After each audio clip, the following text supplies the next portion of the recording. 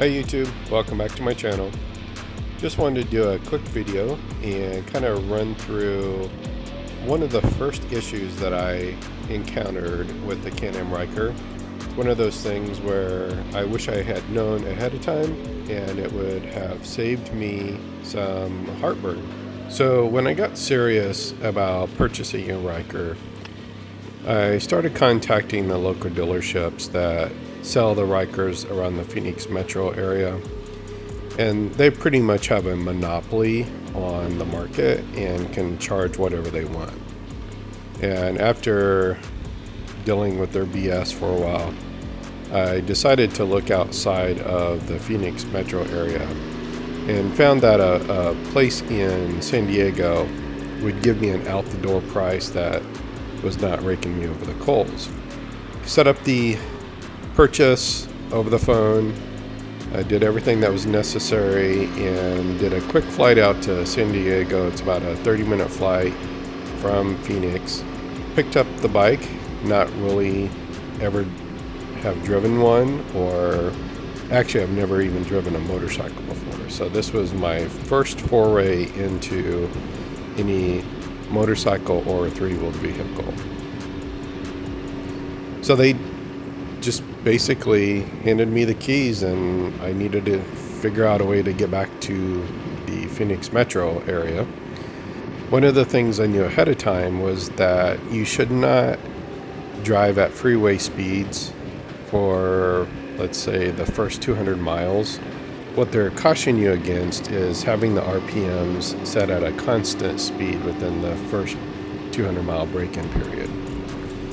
So I had planned a route back to Phoenix that took me through the San Diego mountains, also went through the Borrego Desert, over to the Salton Sea, and then down through numerous farmland till you get to Yuma, Arizona. Spend the night in Yuma, and then head back to Phoenix the next morning. I take off without really knowing anything about the bike, and within the first 20 minutes I will say that I was very nervous. Luckily it was a Saturday morning in San Diego. It wasn't too busy. It gave me a chance to get familiar with the bike on some less crowded roads. I eventually made it to some mountain roads that was actually really good training course. There was a lot of switchbacks, so I quickly became familiar with how to turn a Ryker. And then I made it to the Borrego Desert, which was pretty much straight roads, not much switchbacks, but it allowed me a chance to get familiar with the bike. However, about an hour and a half into the ride, I noticed that my gas tank just isn't dropping. The indicator showed that I still had a full tank of gas, and I had been driving for about an hour and a half, so I knew that wasn't correct. I started to worry. I'm looking around, I'm in the middle of a desert, and there's nothing out there, no gas stations. So I pulled over to the side of the road, pulled out my phone, no signal, so I couldn't even find the nearest gas station. So I hopped back on the bike, kept going, and about that time, the indicator on the fuel gauge started to drop. When I say drop, like within 15 minutes, it had gone from a full tank to a half a tank of gas. So that just started freaking me out. So I just kept going. I wasn't going super fast, but try to maintain the speed limit. I noticed what looked like a town off in the distance, and so I thought, well, I'll just be able to fuel up there. Well, the closer I got, what I realized was that was not a town. That was just RVs parked out in the desert for the weekend fun.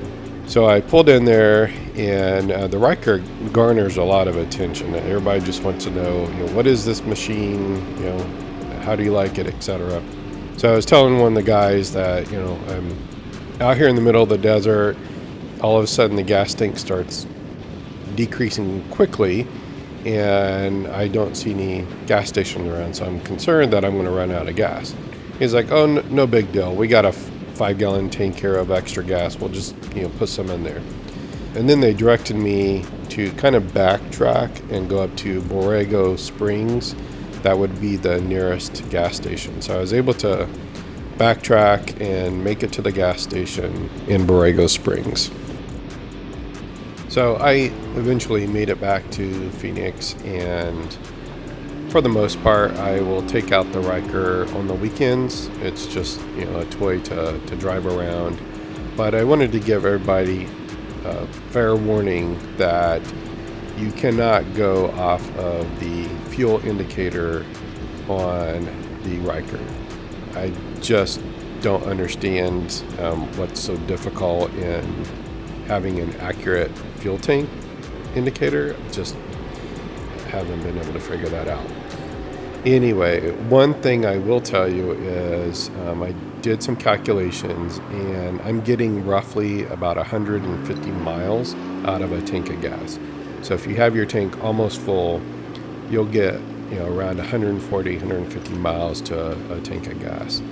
I just plan my trips that way, and as soon as my fuel indicator drops from full, I just start looking for the next gas station. No need to push it.